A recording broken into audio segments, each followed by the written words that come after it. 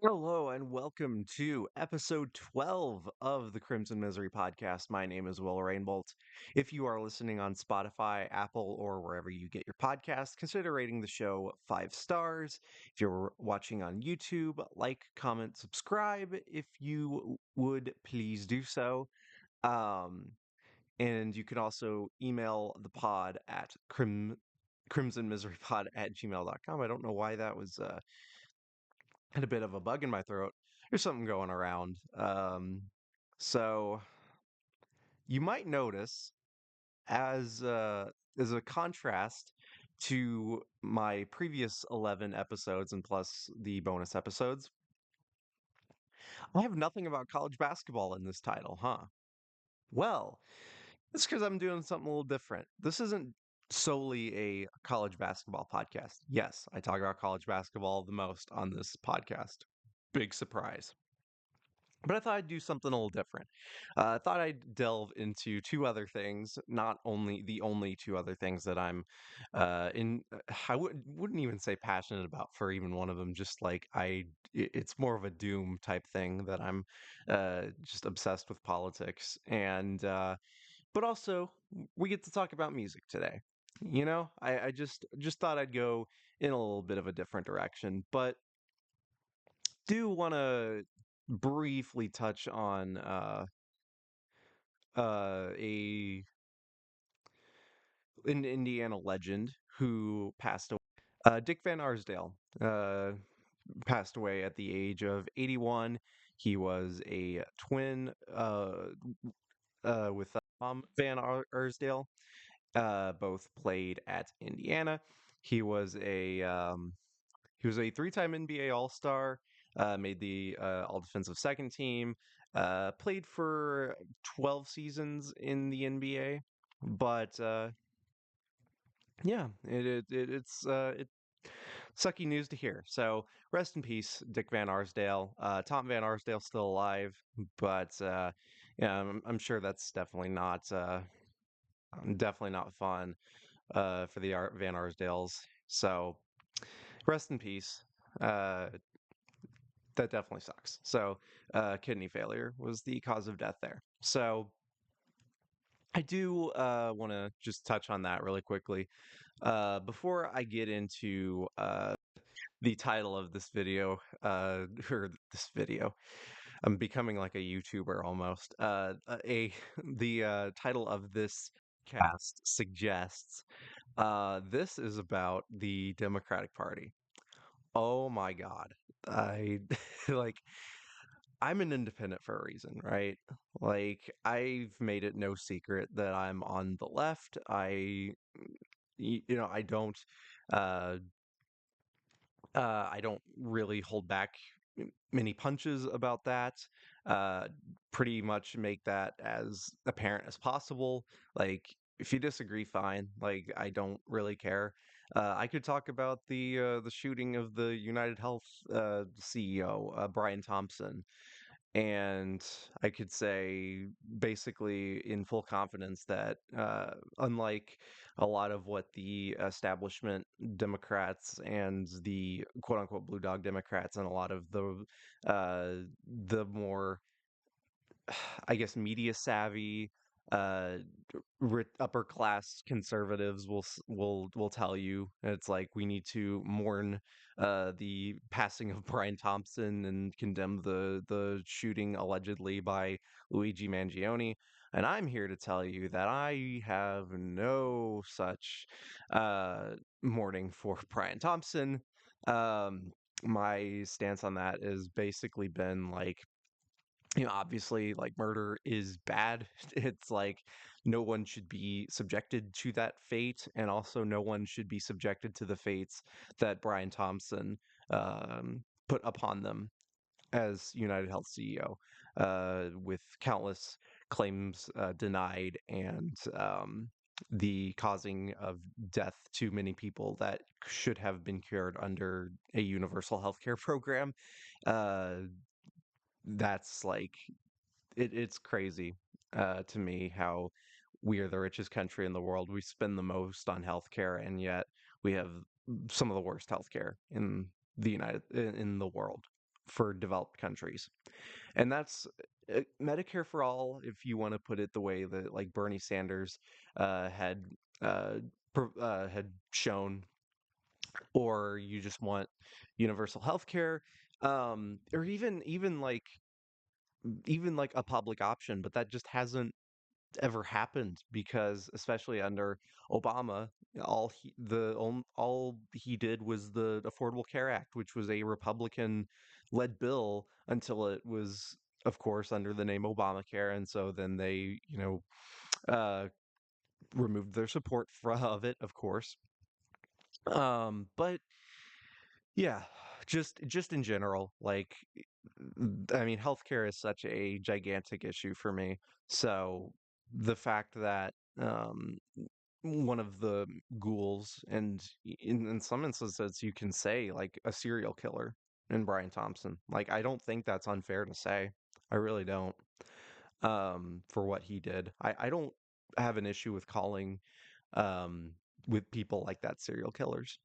So, anywho, um, I have to just also say why I'm an independent is that the Democrats, who are supposed to be the party that has more left values, just continuously shoots themselves in the foot over every little thing to make a buck or to stop any sort of progress from happening.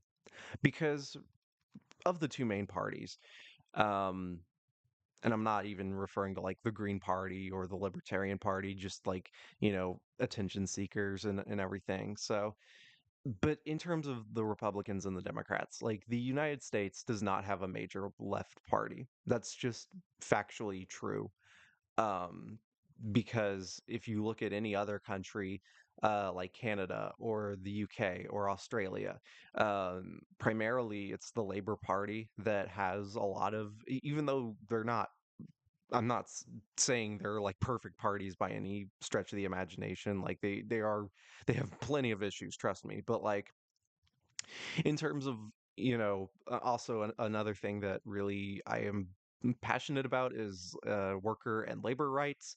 And this isn't just a left wing issue, obviously, because there are plenty of conservative working class people who are facing the same issues as those on the left and who are consider themselves Democrats. So I think the way I look at a lot of stuff is like in not even counting like social issues. I mean, again, I'm very left wing progressive on social issues, but like in terms of uh economic issues, and not just like that faux like populism type thing, but like in terms of worker and labor rights, like that's across the aisle, like for class issues like that, who people whose material conditions uh, may not be great, can be sucked in by fascist right wingers who get after them by saying, Democrats bad, all of that, and the Democratic Party can also suffer the same fate as well. Um, but they're donor class. They're the rich billionaires, both on the right, a lot of them on the right, to be fair, but like also on the left, can control that narrative. And like a lot of that stuff is basically anti-worker, which pisses me off that the Democrats would also, like, as the quote unquote party that's more left, like, to like let's just be honest with ourselves. Like, they're a diet Republican party in many areas.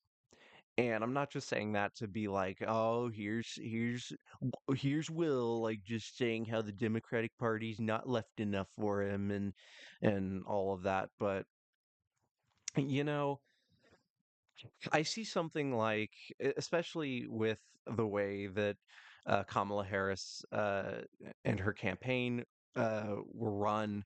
But before I even just mention that, like, it's the fault of Joe Biden, like, not dropping out when he should have clearly dropped out with his numerous uh, health issues, cognitive issues too. And My hatred for Joe Biden just really knows no bounds. Like, I'm sorry if you are a Joe Biden supporter. I hate him. I hate that man. And you can disagree. That's fine. I don't care. I don't care anymore what you think of me or if you disagree with me. I just, especially with the genocide that Israel is doing in Gaza and also bombing like five other countries like Syria, um, and it's in Lebanon.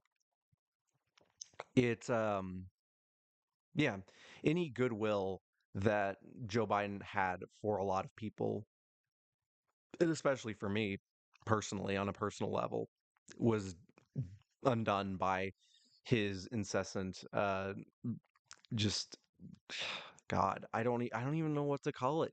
He's a sycophant for Israel. He said it himself, his poll numbers in Israel are probably higher than they are in the United States. Well, gee, Joe, that seems bad. Like, I don't what are you doing? And and yeah, like so many other people are just Israel sycophants as well. APAC has been a big uh mega donor for a lot of pro-Israel candidates uh, who are defeating like pro-Palestinian candidates, like Wesley Bell defeating Cory Bush in Missouri. Like that's and I forget what his name was, but Jamal Bowman was defeated by a pro-Israel candidate. It two pretty progressive leaders in Congress, and they were just like that. APAC defeated them. Like, congratulations, APAC. You did it.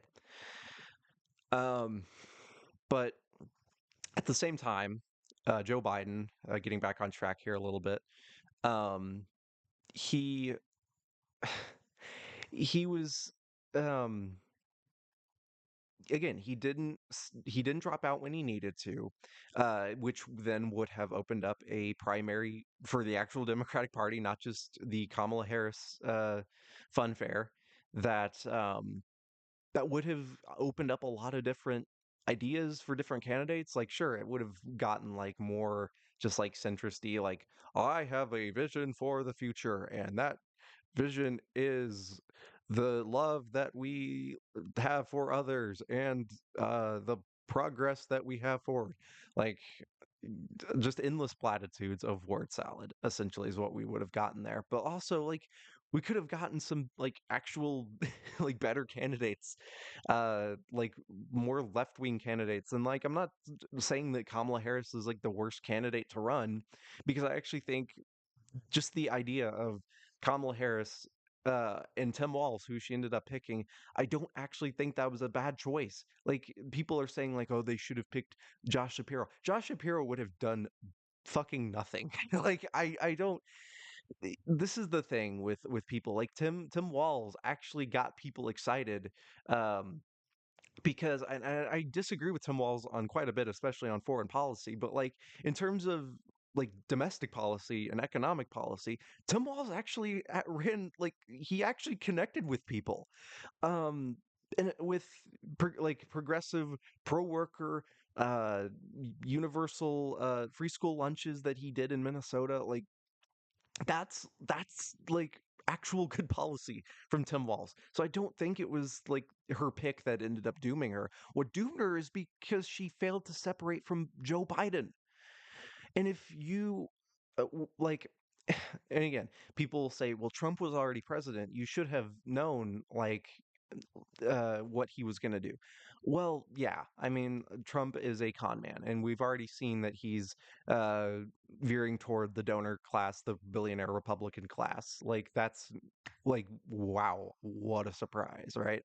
Um, but in terms of like actual messaging, you have to win elections by saying how you would be different from an unpopular incumbent. Joe Biden is a very unpopular incumbent.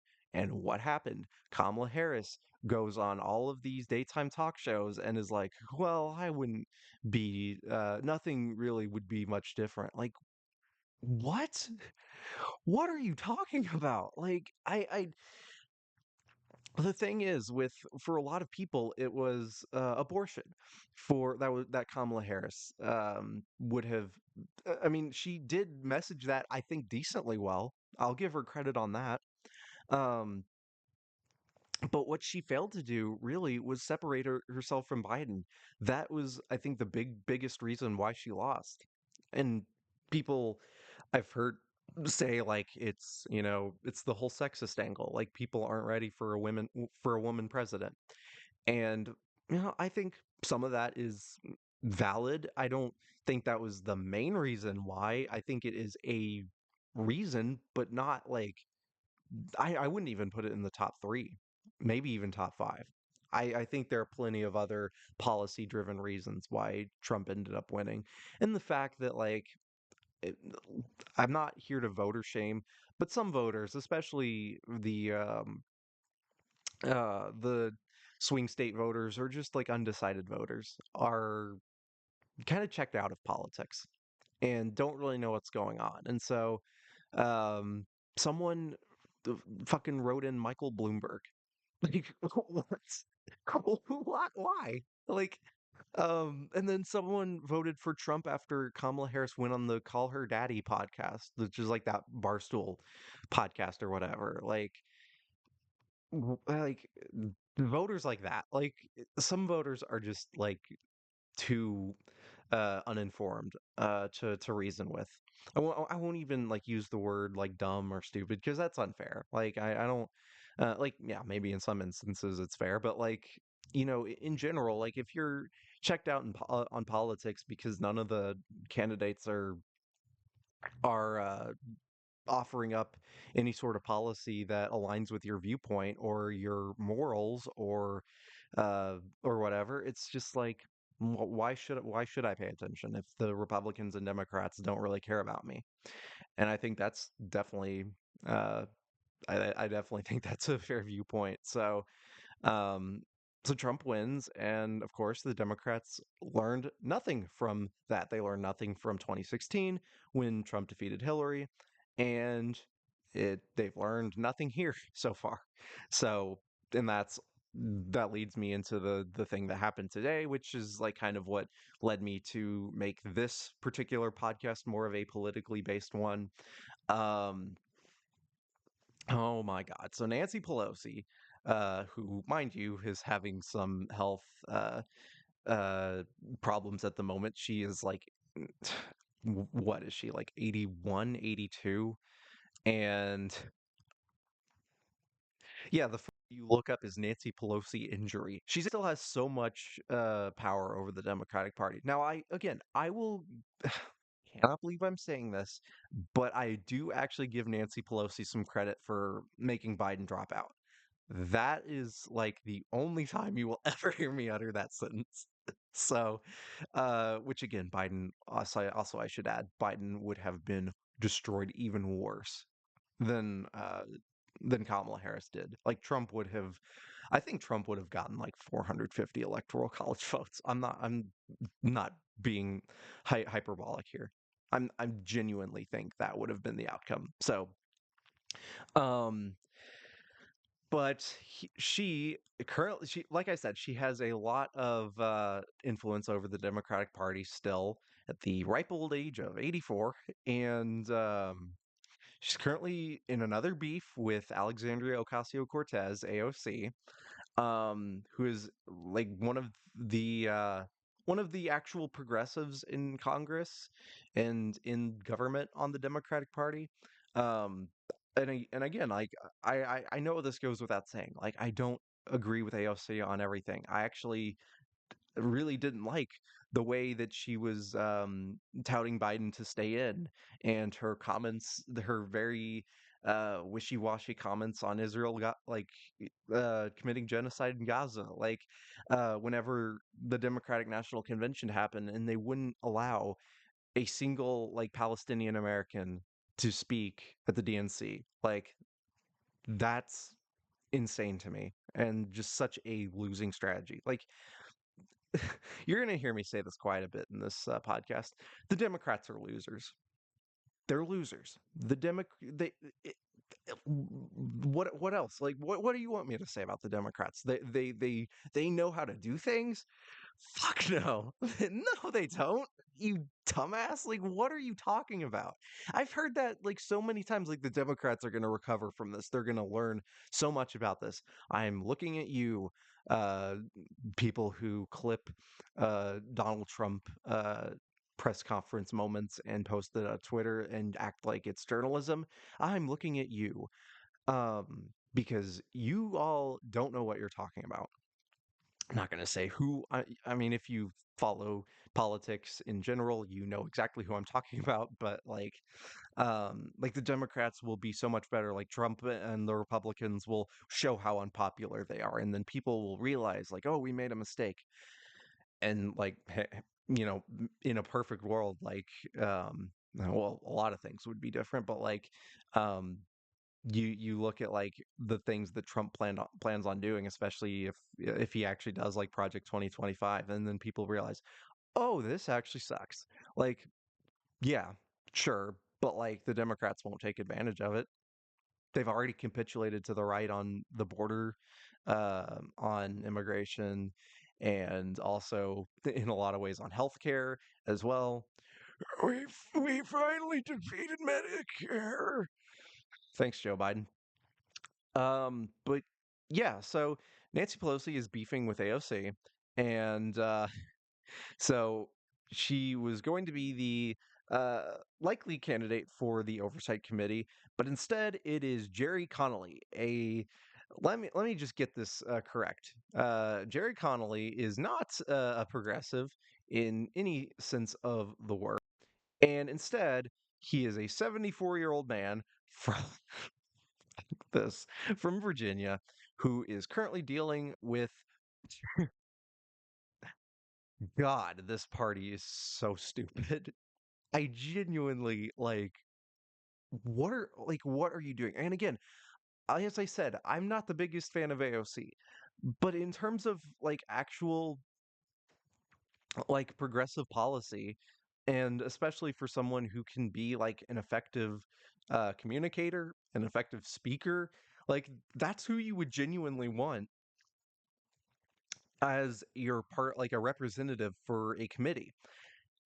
Not happening. Not happening. So Jerry Connolly will be the the oversight committee top Democrat and is dealing with cancer. So that's awesome. Good job, Democrats. You surely know how to just piss everyone off. Oh my God. Yeah. So this is like what do you even say at this point? I I don't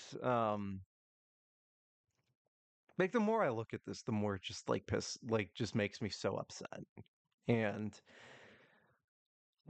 like and again, AOC like showed grace by giving Jerry Connolly a hug when she conceded defeat. And it's like, great job, AOC. You are clearly going to get rewarded for your good behavior this time for sucking up to Nancy Pelosi. And I, I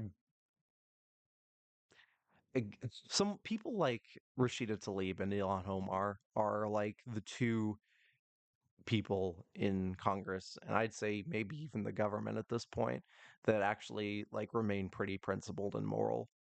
Like they're the two people I support the most because they actually stand for good in this world and actively try to make good things happen. Like, and again, they're not perfect on everything, but oh, actually, Rashida Tlaib's perfect on everything. Let me get that. Let me get that straightened out. Um, you could have had Rashida Tlaib speaking at the DNC, the only Palestinian American in Congress, but no, no, you decide to go elsewhere. You decide to have Adam Kinzinger as a speaker. You decide to have a sheriff's deputy speak at the DNC. I mean, that's the Democratic Party. Losers. Just absolute losers. I mean, what else can you say about them? Um, as long as they continue this path, as long as they have that same style of leadership, this is going to be the result. The Republicans are going to take over. They are going to continue to win if this track continues, or maybe people will realize how bad they are again, and then will go to the Democrats in the midterms. But then, oh wait, the Democrats don't do anything to actually help me, so I'll go to the Republicans. And then, oh wow, they're a bunch of fascists. Oh, we're going to go back to the like. That's probably going to happen, but at this rate, like I wouldn't be surprised if the Republicans just continued their stranglehold on the government, and Trump gets to like rule like a dictator because he has immunity once he takes over. And yeah, good stuff. Good stuff, everyone. You really, really are a bunch of losers. Again, Democratic Party are losers. Um, so going to something a little lighter than that, a little bit funnier, something I wanted to do, which was I want to talk about music, and I want to talk about bad music because it makes me laugh. Maybe I'll talk about good music on another podcast and a bunch of my recommendations and my different tastes. You can see what I listen to and everything. So but I wanted to talk about just like music so bad that you like that it's almost like masochism if you listen to it. Like I am a musical masochist.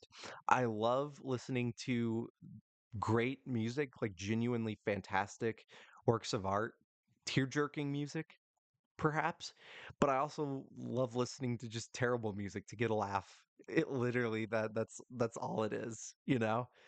Um and I thought like, genuinely there's a difference between music from albums which I'm going to mainly talk about here. It's like albums that didn't receive like great critical acclaim, or the critical reception wasn't as good as they thought, like flop albums essentially. Like the sales didn't do as well, or just different things of that nature. Like there's a difference between like Revival by Eminem or like The Dogfather from Snoop Dogg than something like, I don't know, uh, The Big Day by Chance the Rapper. Like Chance the Rapper, The Big Day is a disaster, like genuine disaster. Whereas something like Revival or even Kamikaze on that note, but like or The Dogfather, like some good moments come out of that album of those albums, but then like also just the album on a whole is like, oh, that's just kind of disappointing. um, no, like I'm gonna be veering more into the Big Day by by Chance the Rapper, more more online, but it gets even worse than that. So, um, oh God. So let's start off, and I'm not gonna play any music because I don't want to get copyrighted and have my podcast taken down, but I want to start off with an album that I feel is a bit of the opposite in terms of like actual like albums so bad that they're like so bad it's good. I want to start off in that category because yes, they are bad albums, but they are so bad that they're actually entertaining and you get some value out of them. The biggest example that I can think of is Philosophy of the World by the Shags. Genuinely, if you know the story behind the Shags, they're three daughters of this like really abusive father who he decided to make a band with them as the instrumentalists and singers, and they could not play their instruments and could not sing, which led to the album Philosophy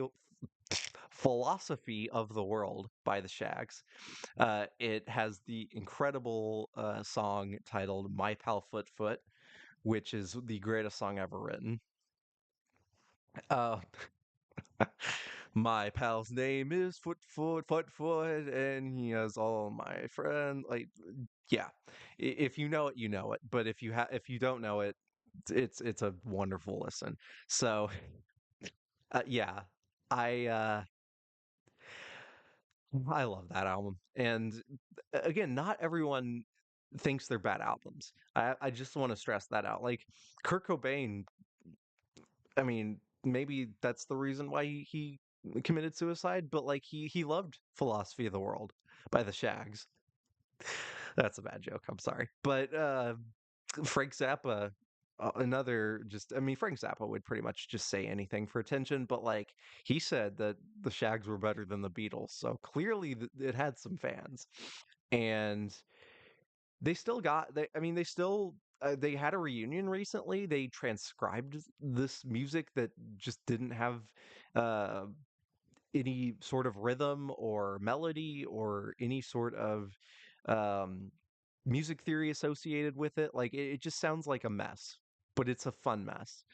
It's like if Trout Mask Replica, for those who don't know, just uh, it's so hard to describe. You just need to listen to Trout Mask Replica. But like, imagine that, but just like unintentionally bad, and you get Philosophy of the World by the Shags. Um, Another instance of so bad it's good, but just more on the bad side is Angelic to the Core by Corey Feldman. Yes, the actor, Corey Feldman. um, it just an absolute mess. The man continues to make music to this day. It's almost as bad as this album was in 2016. It has spawned many a meme uh, centered around mainly due to the Anthony Fantano review where he listens to the album for like 55 minutes and just laughs at it the entire time. Um, what do I even say about this? Corey Feldman, not really a singer or a musician, and the musical decisions he does make on this album are, let me put it this way, everything about this album is incorrect. And music really can't be correct or incorrect because it's such a subjective art form. But everything about this album is actually incorrect. From the genres that Corey tries to mix in, or the instrumentation, or the beats, or the synth leads, the vocals, the lyrics, everything about this album is incorrect. But that's kind of what it makes it somewhat enjoyable. The two songs I can really point to that are the epitome of disaster in this album are We Want to Change, which is Corey Feldman's take on jazz, and Forbidden Attraction, which is a softcore pornography song. Yeah, just an absolute disaster. Yeah, listening to that full album is a drug trip, and I don't even take drugs. So you should get a lot of enjoyment out of it if you want uh, a laugh about different things. So different things musically, I should say, because oh boy, and no one listened to that and thought, you know, this is not good. We shouldn't put this out. And the thing is, Corey Feldman gets some features on this album. He gets like Doc Ice and Corrupt and Snoop Dogg. Uh, Fred Durst. Fred Durst also appears on this album, which Fred Durst, as Anthony Fantano said, like he makes music about as bad as Corey Feldman did, which which leads me to what is that Limp Bizkit album? It's the uh oh my god, this is why uh what Behind Blue Eyes on? Um Results May Vary. Yeah. Results May Vary Basket is one of the worst albums I've ever heard. Um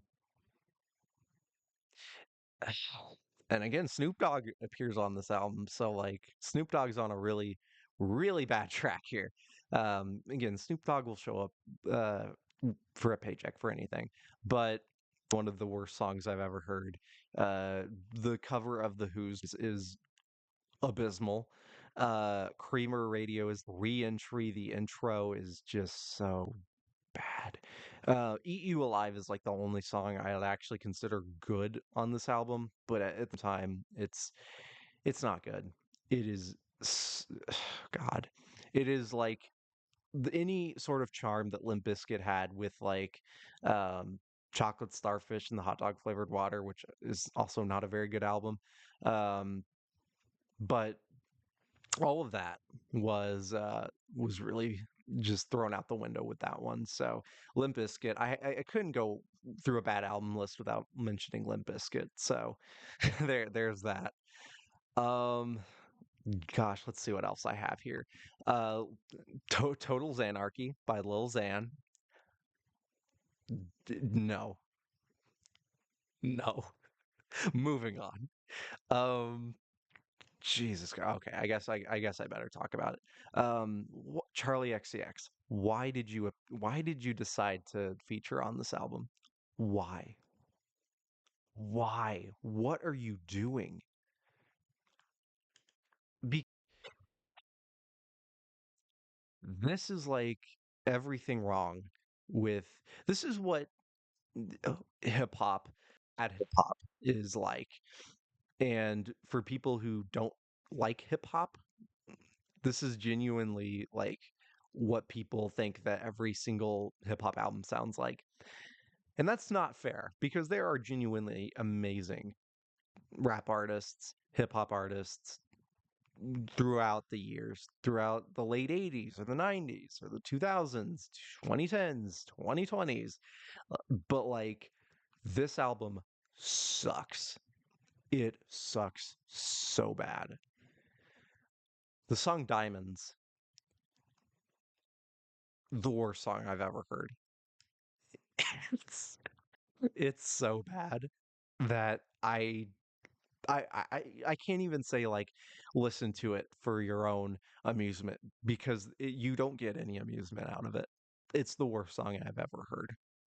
And I actually legitimately do not recommend anyone listens to it because it will make you just like that much more depressed about the world. Um,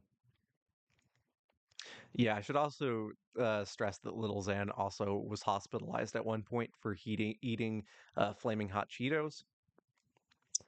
Yeah, that's about all I have on that one. So, yeah, Total Xanarchy by Little Xan, god awful.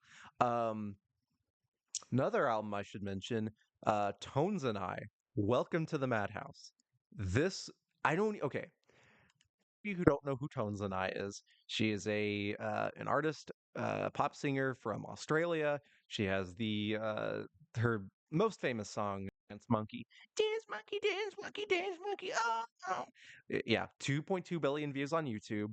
Her official video for that. Not take it or leave it, I guess. It's not a good song, or it's not a song that I personally enjoy listening to you, but I can see the appeal. I can see the appeal. Her vocals just kind of are grating to listen to, in my personal opinion. But her 2021 album, oh, she has another album out. I did not know that. I don't even know if I want to listen to it honestly, given how bad Welcome to the Madhouse was. Yeah, her 2021 album, Welcome to the Madhouse. Oh my God. I just This might be my least favorite album of all time.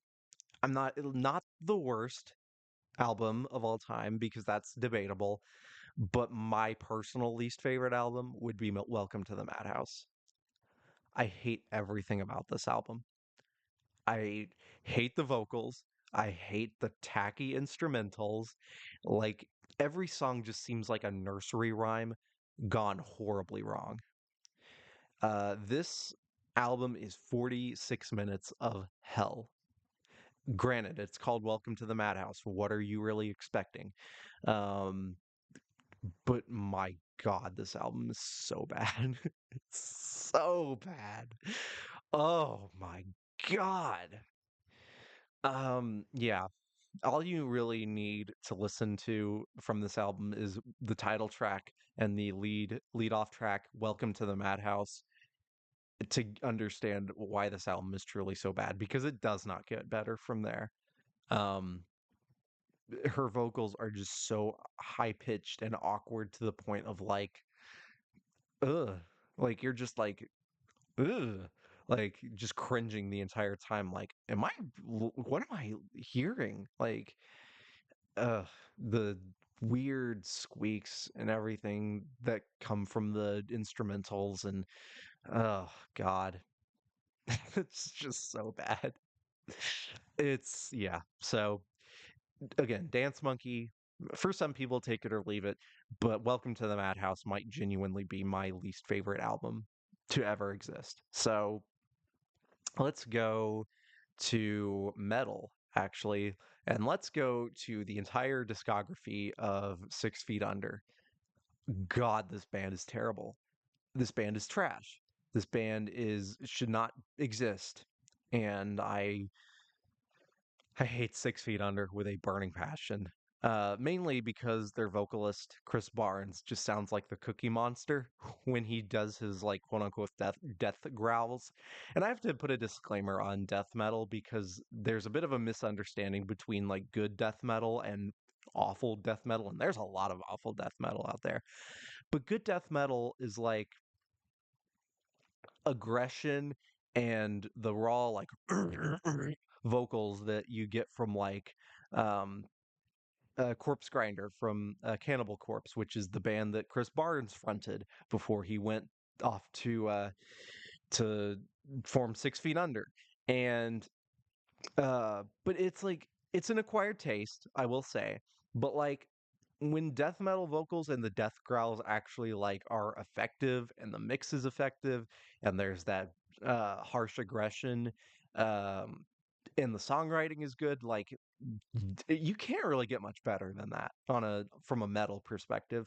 But if it's done bad, it's unlistenable. And 6 Feet Under, especially the albums I wanted to highlight here, are graveyard classics, which are just cover albums. Graveyard classics, and especially Graveyard Classics 2 and Graveyard Classics 4. Um, so Graveyard Classics 2 is God, it is a covers album of Back in Black by AC/DC. The entire Back in Black album. Um, oh my God, they're so bad. Back in Black by AC/DC. Great album. Is it like an album I would listen to all the time? No. But like in terms of um like production wise and the fact that AC/DC had just lost their lead vocalist Bon Scott to alcohol poisoning and got Brian Johnson in and got some pretty good like hard rock uh veering on heavy metal bangers. You have Hell's Bells, Shoot to Thrill, What Do You Do for Money, Honey, Rock and Roll Ain't No Noise Pollution, the title track Back in Black, You Shook Me All Night Long. Fantastic, fantastic songs. And it's not my personal like AC/DC personally isn't my cup of tea, but at the same time, like I have to acknowledge that their influence for a lot of different bands and artists that were after them. The same can't be said for the covers album that 6 Feet Under did, Graveyard Classics 2. Um, it's just death metal covers of those songs, and they sound like ass. They genuinely sound awful, but it doesn't even come close to reaching the levels of awful that Graveyard Classics 4 does with the number of the priest. Oh God, what is this album? Genuinely, because it, Chris Barnes, this he ever like they're death metal covers of Judas Priest and Iron Maiden songs, and they sound terrible. Not just the fact that they downtune uh the instrumental so they sound like don don don don like uh but then Chris Barnes' vocals are just garbled. It sounds so bad. Um, the song, the Iron Maiden song, "The Evil That Men Do," great track off Seventh Son of a Seventh Son, one of my favorite Iron Maiden albums, was butchered completely by a lethargic sounding Chris Barnes, and yeah, 6 Feet Under. I just had to mention them because they sound god awful, and yeah. So let's see here. What else do I have? Okay, Machine Gun Kelly. Um, yeah. So Tickets to My Downfall and what's that other album called? I don't even know. But his hip hop career, again, take it or leave it, but like where it really gets bad. Um, what the hell? This was recent. So pregnant Megan Fox dumped Machine Gun after she discovered he was talking to other women behind her back. Oh, cool.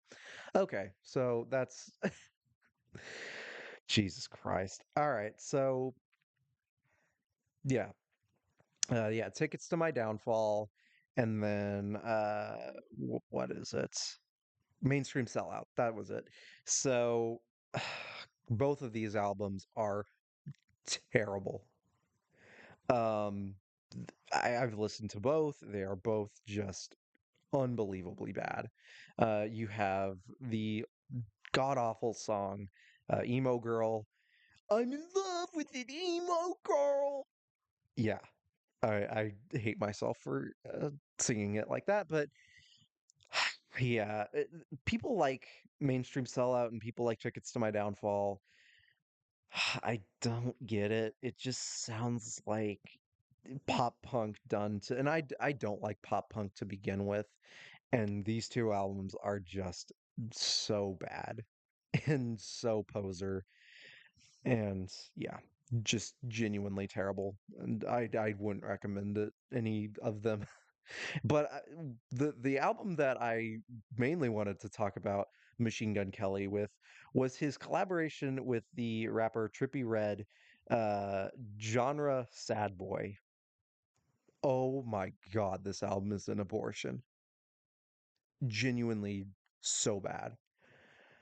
Um, what do I even say about this that already hasn't been said by like every other person? Like this album is so bad.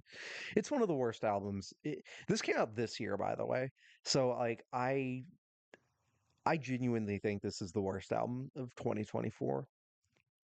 Worse than um Roger Waters' re adaptation of Dark Side of the Moon, which is one of the greatest rock albums of all time, um, where he does a spoken word version of that, and uh, it's somehow worse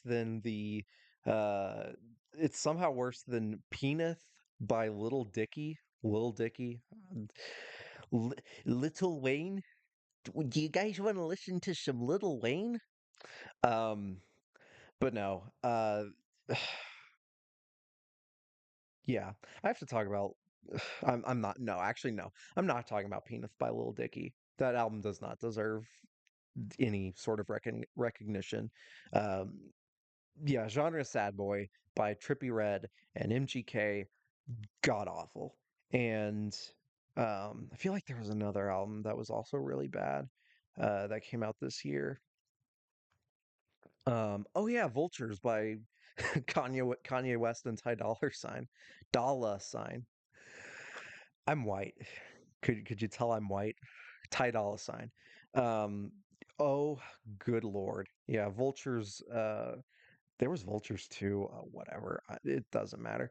Yeah, Vultures one is so bad, and anything Kanye. And again, I actually enjoyed Donda for what it's worth, but obviously we know what Kanye West is about currently.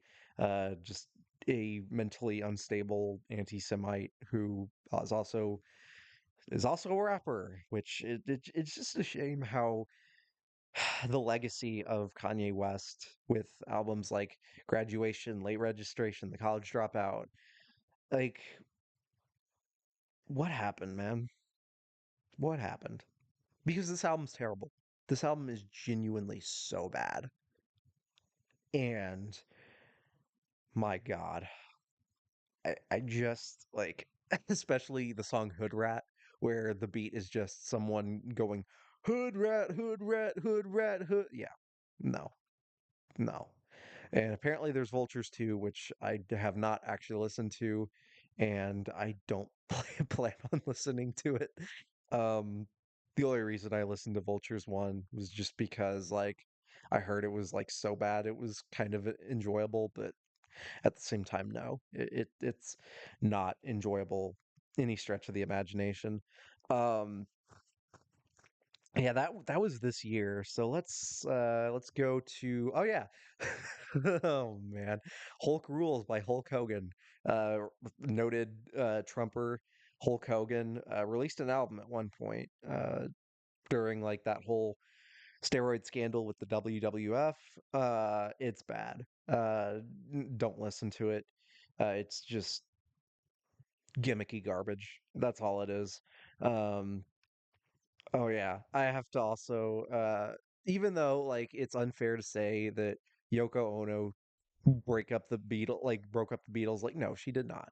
That was not the case. Um but I gotta say a lot of what Yoko Ono has done musically is not very enjoyable. And I don't think that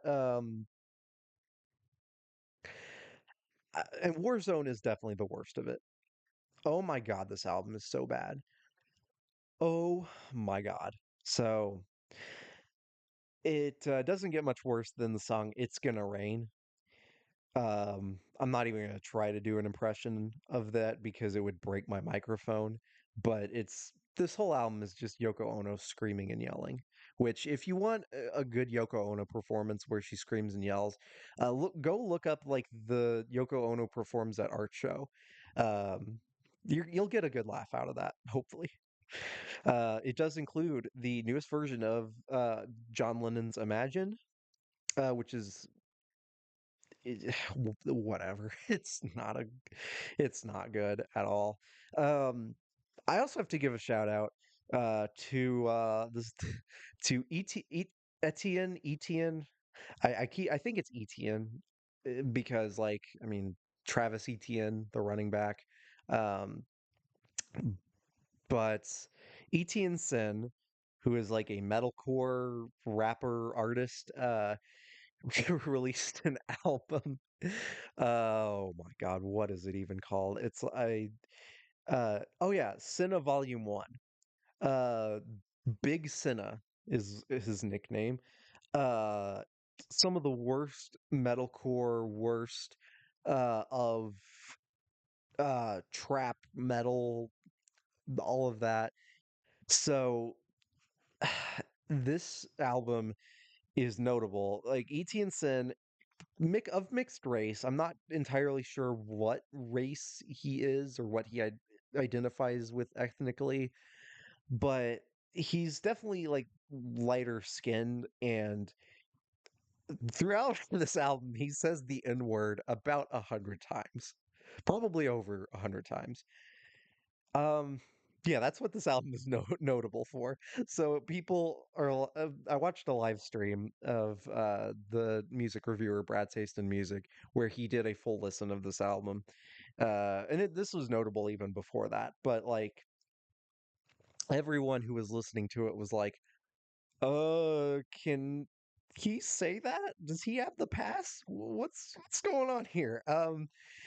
Yeah, this album is a disaster. Genuinely such a terrible experience. The song Bounce is one of the worst songs I've ever heard. With the breakdown that he does, he starts doing like death growls and they're just like so poorly done. Um, yeah, I gotta shout out my boy ET Sin for just yeah, it's terrible. So a couple more before I head on out. Um, I don't even think this album's available anymore. So if you even wanted to listen to it, Uh, Too bad. Uh, the album "Torch the Faith" by Psychosexual. So the background behind that is that Five Finger Death Punch's drummer, I believe his name is Jeremy Spencer, which he also shares a name with the possible pedophile from Fleetwood Mac, Jeremy Spencer. But this Jeremy Spencer from uh, from Five Finger Death Punch decided to form a really terrible, cringe, cringy, hypersexualized metal band called Psychosexual. The main song on it that people remember is "Let the Sin Begin," and I think you can still find performances of it live uh, during COVID. Uh, I don't think there's a more cringe-worthy song than that.